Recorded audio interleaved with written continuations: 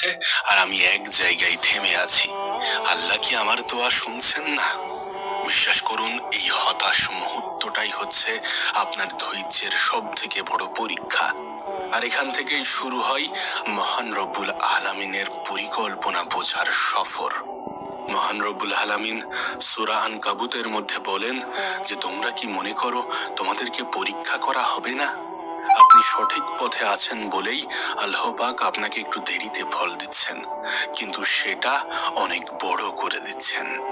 একবার ভেবে দেখুন, যখন সবকিছু আটকে যায় তখন সেটা কি দেরি নাকি প্রস্তুতি? আপনি হয়তোবা মনে করছেন যে আল্লাহ পাক দেরি করছেন, কিন্তু বাস্তবে আল্লাহ পাক আপনাকে তৈরি করছেন। আপনি যা চাইছেন, যেটা চাইছেন, তার চেয়ে ভালো কিছু দেওয়ার জন্য আল্লাহ পাক আপনাকে প্রস্তুত করছেন। আপনাকে মূসা আলাইহিস সালামের একটি ঘটনা বলি। মূসা আলাইহিস সালাম নবুয়ত পান 40 বছর বয়সে, অথচ তিনি ছোটবেলা থেকেই আল্লাহ পাকের পছন্দের ছিলেন। আল্লাহ পাক বলেন যে, আমি তোমাকে আমার জন্য তৈরি করেছি। সূরা তোহা 41।